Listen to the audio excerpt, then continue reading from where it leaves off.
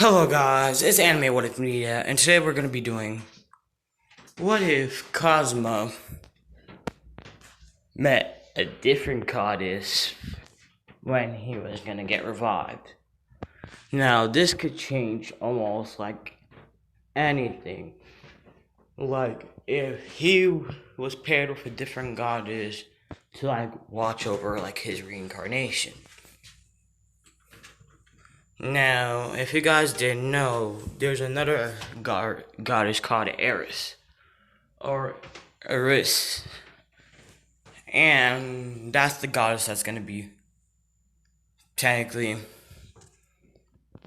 the one to reincarnate him over. So we start. He died.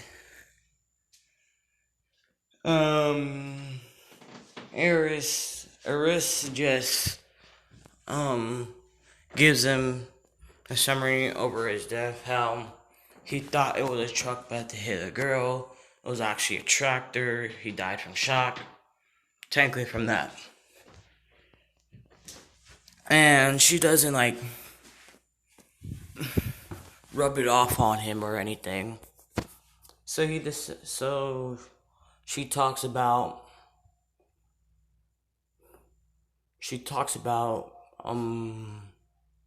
basically reviving him to the fantasy world where he gets one power. Normally he's gonna get two powers. One, because he basically did try to do a good thing for life, and also he was technically not good, so he gets two wishes this time. Alright, two wishes, because I wanted him to get two wishes just in case. Alright, so Kazuma actually think of this thoroughly without having that much time, that much people trying to, without someone berating him or anything. He decides to go with something he's seen. Goes to get a power that he's seen in anime. He asks for his first wish to have the abilities of Madara Uchiha. He says up until the war arc, before he becomes the 10-tailed Jinchuriki. And he asks for him to have to have a fully mastered Sharingan. For his Mangekyo, he would have a Sasuke pattern, because Sasuke's pattern is better than Madara's. No offense to any Madara lovers. But anyways, he'll still have Madara's colored Susanoo. And everything that Madara abilities have, he has. Now, his second wish. He asks to have Naruto Uzumaki's abilities as well. And before he leaves, he asks, does he have the memories of all the jutsus that he's seen for both characters? And she asks, yeah. But before he leaves, Angel comes in and says that she noticed how Eris had been sneaking into Mortal World under the alias of Chris. If you guys didn't know that, spoiler alert, now you know. Sorry for people who actually watch the anime, who doesn't know that, but I figured that out in the light novels. I didn't really watch the anime for that, so I don't know if that's a spoiler or not. So she technically goes to the mortal world. In her head, she's thinking this ain't really a punishment, because she's getting in trouble for going to the mortal world, so why are they punishing her by going into that mortal world? But anyways, he goes to the new world, and in New World. And while he's going there, he meets Kurama. Now he meets Kurama, he starts to fanboy. He's like, "Oh my gosh, it's Kurama!" And he opens up the seal like he's like, "Yeah, you don't need to be stuck in here, big guy." And he asks the Ninetales if you want to know what's going on, just go through my memories. And once Kurama does, Kurama's like, "Wow, that's a tall order that you have to do."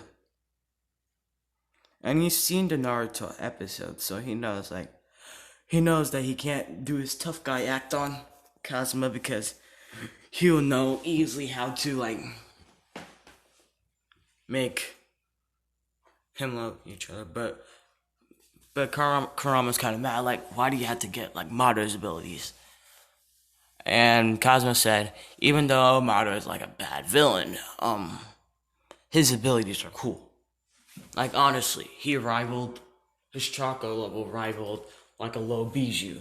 Plus, with Naruto's chakra level, it rivaled probably around the 8 Tails. And now, with all that chakra together, I could actually do some of these abilities.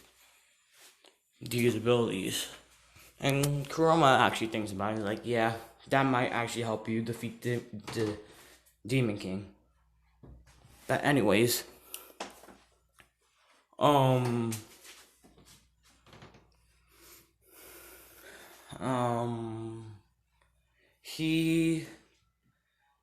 he goes, before he goes, Kurama tells him how chakra works and everything to help him, at least know how to unlock it.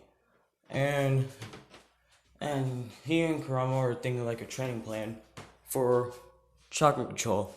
Yeah, Kazuma's personality is gonna be different because his mind of thinking right now is he's giving a new chance to life instead of being a shut-in like he was. He would try to do something good for his life and actually try. And with Kurama's help, he might actually be able to do it. So now he gets revived. Eris says that we will meet an acquaintance with her because her looks look so much like Chris right now, and we don't want people confusing her. So they go to Latina's place. If you don't know who she is, tough luck. I'm not gonna even spoil her name, but I'll probably spoil it just to spoil it. So it's gonna be a spoiler if you guys don't know what her name is. If you guys already known it, her adventurer's name is Darkness, but her real name is Latina. So if you guys seen Darkness, yes, he's gonna be joining Kazuma's party early on. So they go to her place. Eris explains the situation of how she's actually a goddess of Eris, and how Darkness is already a crusader following Eris so much she's happy. So she makes the excuse of Eris being Chris's younger sister or something. And her name is gonna be Erisville or something as an alias for now, but it's not that much of a different from her actual name. But anyways,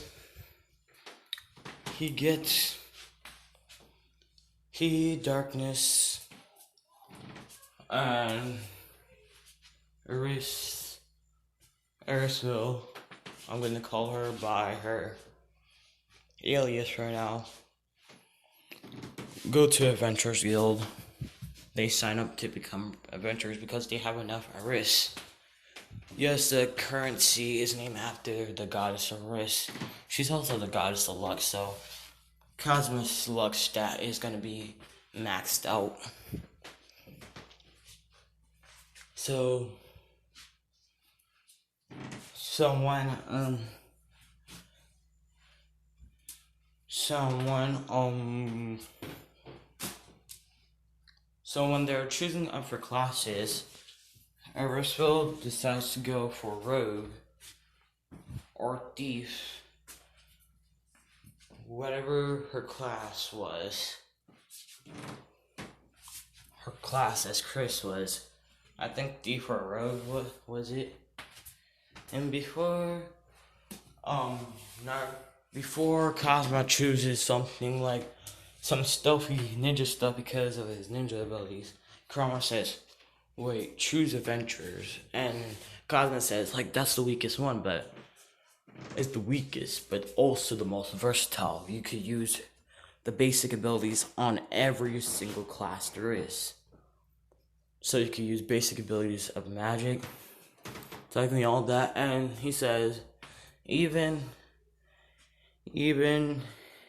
if you choose the Adventures class, you still have awesome abilities from Naruto and Madara. So Cosmo agrees and decides to go and do adventures, and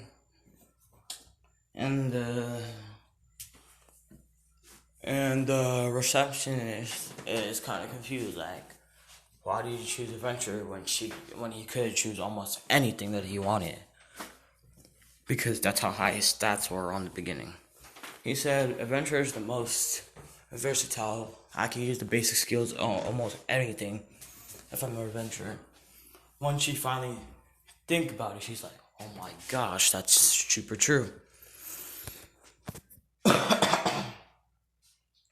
Excuse me, but anyways, he arrests and darkness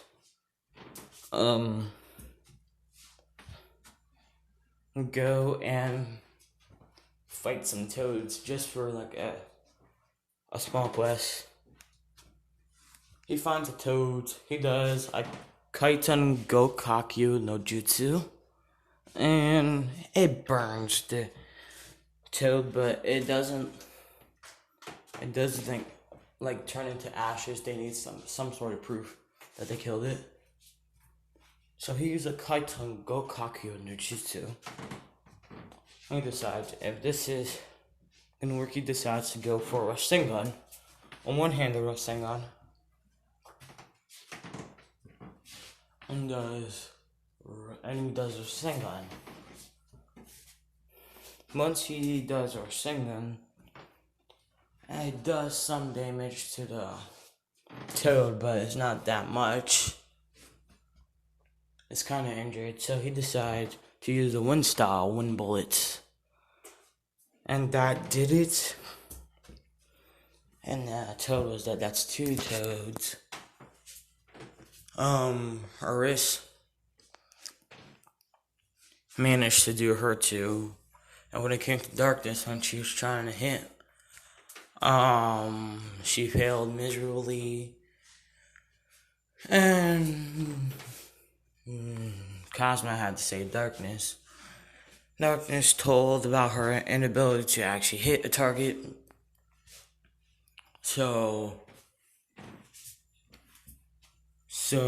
Cosmo decides to help using some of Madara and Naruto's memories to see if they dealt with any sword users, and Madara technically did. So he decides to help her and her swordsmanship, and she actually be able to hit things now. So we have a useful Darkness, and she won't be having her tendencies, as you guys seen in the anime. So, alright, we're trying to keep this family friendly. Anyways, I'm gonna leave it off right now. I know it's short, but I'm gonna leave it off. I'm gonna give the goal 20 likes. If it can't be hit probably by the end of the week, I'll decide to discontinue it, but if it does, I'll continue this what if. See you guys later. Bye.